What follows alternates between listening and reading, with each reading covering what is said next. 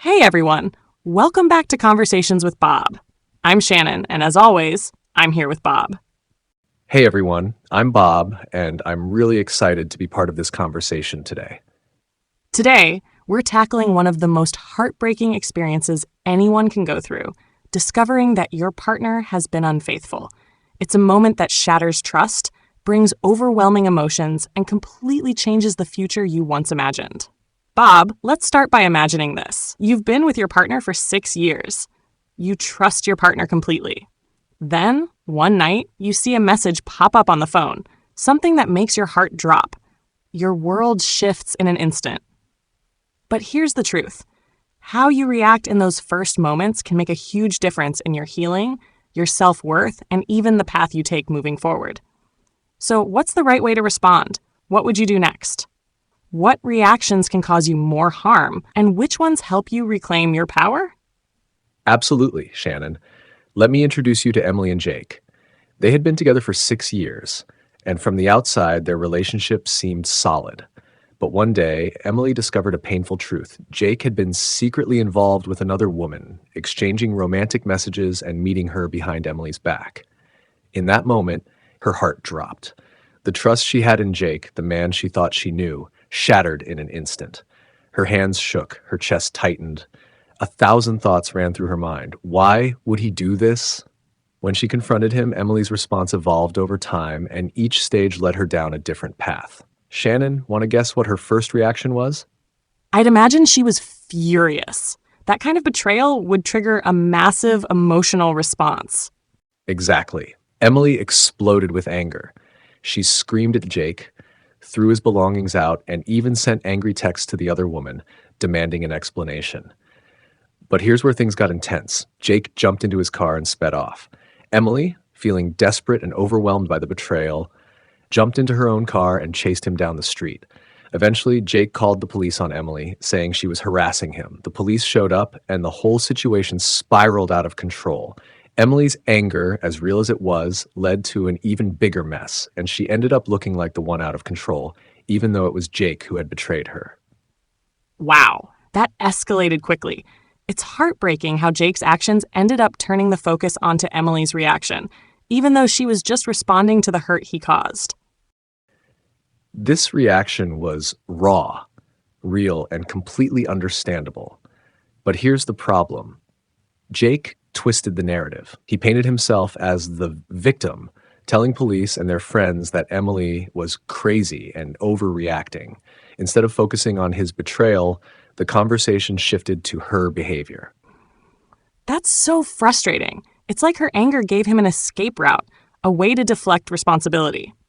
Absolutely. Here's a more detailed breakdown of Fatal Attraction 1987 and how it relates to Emily's explosive reaction. Fatal Attraction is a psychological thriller that explores the consequences of infidelity and unchecked emotions. The film follows Dan Gallagher, Michael Douglas, a married man who has a brief affair with Alex Forrest, Glenn Close, a woman he meets through work. What starts as a seemingly casual fling turns into a terrifying obsession when Alex refuses to accept that their relationship is over. At first, Alec appears to be the victim. She was misled by Dan, who made her believe there was something deeper between them. But instead of processing her emotions in a healthy way, she allows her rage and pain to consume her. She becomes erratic, vengeful, and increasingly dangerous. Her emotional outbursts escalate from desperation to full-blown obsession, ultimately leading to violent and destructive actions. Now, Emily didn't take things as far as Alex did. She wasn't stalking Jake or boiling a bunny, a notorious scene from the movie where Alex kills Dan's daughter's pet rabbit as an act of revenge. But the core comparison lies in how anger, when left unchecked, can backfire. When Emily exploded in rage, she lashed out, throwing Jake's belongings, chasing him in her car, and ultimately getting the police called on her. Just like in Fatal Attraction, the focus shifted away from the real issue, Jake's cheating, and onto Emily's reaction. Instead of being held accountable, Jake was able to paint himself as the victim, just like how Dan used Alex's erratic behavior to justify cutting her out of his life and making her seem like the villain. This comparison highlights a critical truth. While anger is a natural and justified response to betrayal, Reacting impulsively can sometimes give the cheater a way to avoid responsibility. Instead of being the one who has to answer for their actions, they can manipulate the situation to make the betrayed person look like the problem. What is the key lesson? The key lesson here: anger is valid, but when it spirals out of control, it can be used against you. The person who actually did wrong may end up looking like the victim, while the one who was hurt is left defending their reaction rather than addressing the betrayal itself. While anger is justified, letting it dictate your actions can backfire. Instead of holding the cheater accountable, it often pushes them into a defensive position, making you look like the problem. This reaction wasn't good and only brought more trouble upon her. That makes so much sense. So, how did Emily handle things differently? The difference from the Emily exploded with anger. Her second reaction might be that she swung in the opposite direction, silence and denial. Instead of confronting the issue, she shut down. Emily told herself it was just a mistake, that maybe if she acted like nothing happened, he'd come back to her. She told herself, maybe if I just act normal, he'll change. She stayed, hoping their relationship would magically fix itself. But every silent night in bed next to him felt like a knife twisting deeper.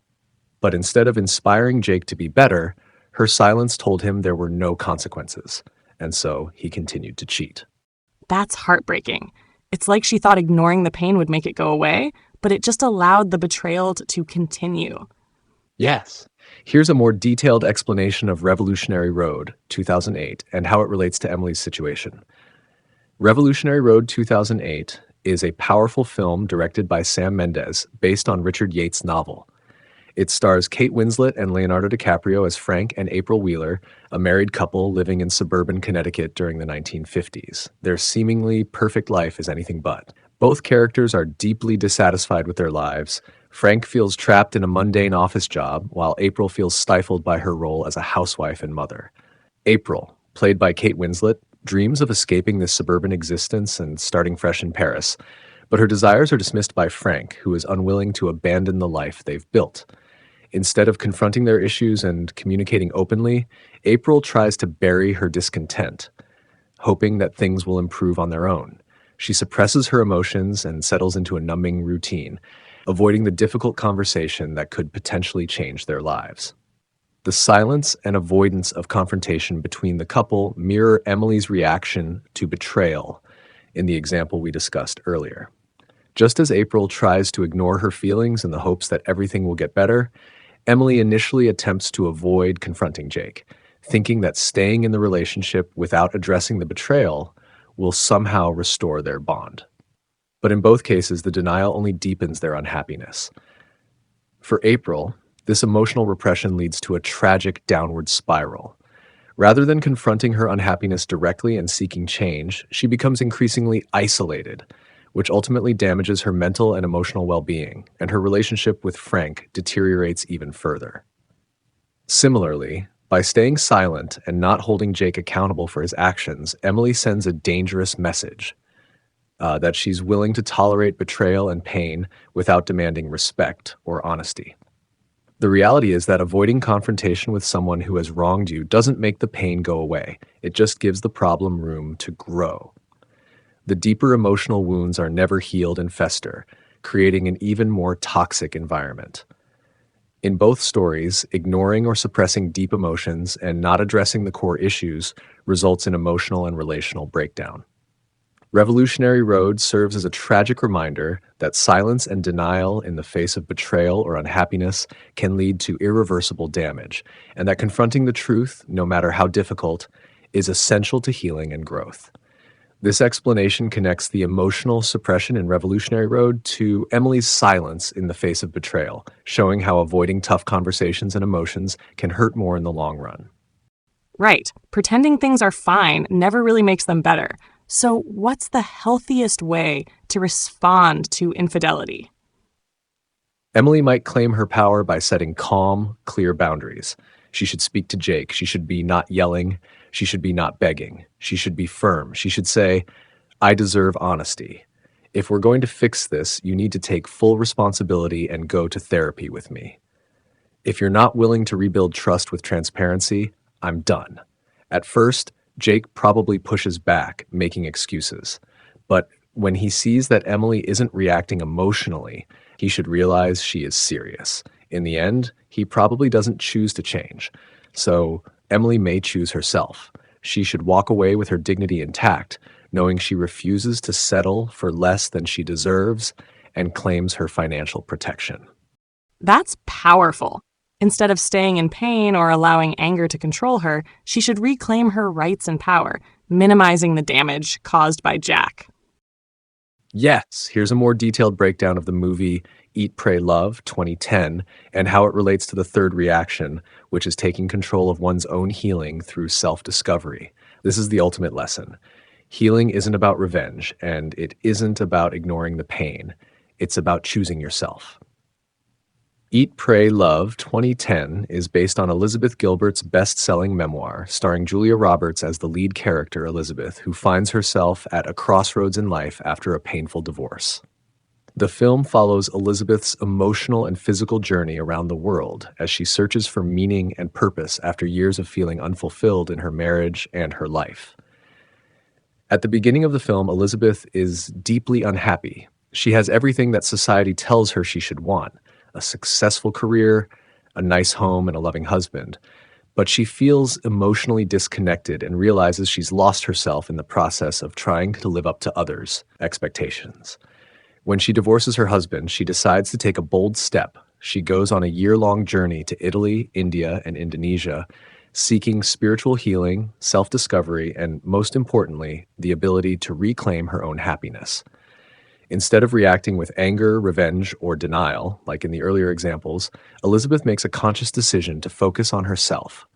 She chooses to take time for reflection and healing, allowing herself to experience the pain of her divorce, but also discovering her inner strength and learning how to love herself.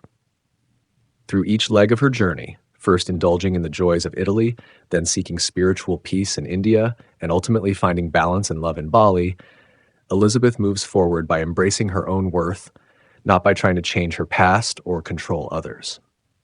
In comparison to Emily's or April's responses, where anger or denial initially ruled their reactions, Elizabeth's path represents an empowered, self-focused healing process. Instead of lashing out or trying to control her ex-husband's actions or ignoring her pain, Elizabeth chooses to step away from the situation, go inward, and heal herself. She doesn't beg her ex-husband to change or try to salvage a relationship that was no longer fulfilling for her. Instead, she realizes that true happiness comes from within and is not dependent on anyone else's actions. The lesson from Eat, Pray, Love is incredibly important when it comes to dealing with betrayal or any form of emotional pain. Healing isn't about seeking revenge on the person who hurt you, nor is it about burying the pain in the hope that it will go away. True healing comes from taking responsibility for your own happiness and choosing to live a life that aligns with your needs, values, and self-worth. Elizabeth's journey teaches us that choosing ourselves and prioritizing our own well-being is the most empowering response we can have when facing heartbreak, betrayal, or any emotional turmoil. By choosing self-discovery over revenge, Elizabeth becomes whole again, learning to appreciate herself and her own worth without relying on others to validate her. This movie comparison is all about the idea that, just like in Eat, Pray, Love, choosing to focus on your own healing and happiness rather than reacting impulsively, seeking revenge, or staying in a toxic situation is the most powerful and fulfilling way forward after betrayal. It's about making the decision to reclaim your life and prioritize yourself in the face of pain. Wow, I love that. It's such an important message. Betrayal doesn't define you. Your response does. So, Bob, why do people react so differently to cheating? Psychology tells us that our reactions are often linked to our attachment styles. Anxious attachment reacts with extreme emotions like anger or panic out of fear of abandonment. Avoidant attachment shuts down emotionally, pretending everything is fine to avoid confrontation. Secure attachment sets clear boundaries and focuses on self-respect. Understanding your attachment style can help you recognize why you react the way you do and guide you toward healthier responses. For example, Fatal Attraction, 1987, the first reaction, explosive anger. In Fatal Attraction, Glenn Close plays Alex Forrest, a woman who has an affair with a married man, Dan, Michael Douglas. When Dan tries to walk away, Alex refuses to be discarded and reacts with obsessive anger and revenge. Her emotions completely take over, and she goes to extreme lengths, stalking him, threatening his family, and ultimately becoming the villain in the story. In one scene, Alex, Glenn Close, sits alone in her apartment, listening to the same opera on repeat, spiraling deeper into rage. Her pain is real, but because she lets it control her, she becomes the crazy one in the eyes of others, just like how Jake twisted Emily's reaction against her. In Emily's case, her rage didn't go that far, but the result was similar. The moment she lost control and started reacting explosively, yelling, throwing things, and chasing Jake in her car, she gave Jake a way to shift the narrative. He even called the police on her, making her look like the aggressor instead of the victim. This is what happens when anger clouds judgment. It lets the betrayer escape accountability and gives them an opportunity to manipulate the situation. Revolutionary Road, 2008, The Second Reaction, Denial and Silence. Revolutionary Road tells the tragic story of April Wheeler, Kate Winslet, and her husband, Frank, Leonardo DiCaprio. April is deeply unhappy in her marriage, yet instead of confronting her emotions or making a change, she suppresses them, hoping that things will somehow improve on their own. She clings to the idea of an idealized future rather than facing the painful truth that her marriage is falling apart. April, Kate Winslet, sits at the dinner table, staring at her husband, trying to pretend she's happy. But deep inside, she's crumbling. Just like Emily, she holds it all in until the weight of denial becomes unbearable. This mirrors Emily's second reaction. After the anger burned out, she chose silence. She avoided confrontation, hoping Jake would change on his own. But just like in Revolutionary Road, where April's suffering only grows the longer she denies the truth, Emily's refusal to address the betrayal only enabled Jake to keep cheating. Suppressing pain doesn't erase it, it just prolongs the suffering. Eat, Pray, Love, 2010, The Third Reaction, Taking Control and Choosing Yourself. In Eat, Pray, Love, Julia Roberts plays Liz Gilbert, a woman who realizes she is deeply unfulfilled in her marriage. But instead of reacting with anger or denial, she chooses a different path, self-discovery. She doesn't beg her husband to change or stay in an unhappy situation. She makes a bold decision to leave and embark on a journey of healing and self-growth, traveling through Italy, India, and Bali to rediscover herself. When Liz Roberts realizes her life isn't what she wants, she doesn't wait for her husband to change. She takes a leap, choosing self-discovery over staying stuck. Emily's final choice mirrors this, stepping into her own power instead of waiting for Jake to get better. This aligns with Emily's third and final reaction. Instead of lashing out or suffering in silence, she set firm boundaries with Jake. Either you take responsibility and rebuild trust, or I walk away. She didn't let emotions dictate her actions. She made a rational, empowered choice, just like Liz in Eat, Pray, Love. The key takeaway? Healing isn't about revenge, and it isn't about suppressing pain. It's about choosing yourself and taking control of your own happiness. That's so insightful. Now, Bob, let's break this down into actionable steps. If someone finds out their partner cheated, what should they do first? Here's a step-by-step guide. Step 1, take a moment to breathe. Before reacting, give yourself space to process. Step 2, gather the facts. Avoid assumptions. Know exactly what happened. Step 3, decide what you need. Ask yourself, is this relationship worth saving? Step 4, communicate calmly. Express your feelings without letting emotions control the conversation. Step 5, prioritize self-respect. Never beg for love or chase someone who disrespects you. That's such a helpful guide. Let's sum up the key takeaways. 1. Explosive anger. Feels justified, but can shift the blame away from the cheater. 2. Silent suffering. Avoids confrontation, but enables continued betrayal. 3. Calm, clear boundaries. Protects your dignity and forces accountability. Remember, betrayal doesn't define you. Your reaction does. You can burn bridges, you can stay silent, or you can rise above it. The choice is yours. The way you respond to betrayal shapes not only your healing, but your entire future. You're right, betrayal hurts, but it doesn't have to define you. You have the strength to shape your own story. Have you ever experienced betrayal? How did you handle it? And what did you learn from it? Share your thoughts in the comments, and let's support each other through this journey. I want to leave you with a powerful quote from Maya Angelou. You may not control all the events that happen to you, but you can decide not to be reduced by them. That's beautiful. Thank you, Bob. And thank you to everyone watching. If this conversation helped you, please like, subscribe, and share it with someone who needs to hear this. See you in the next episode. See you next time.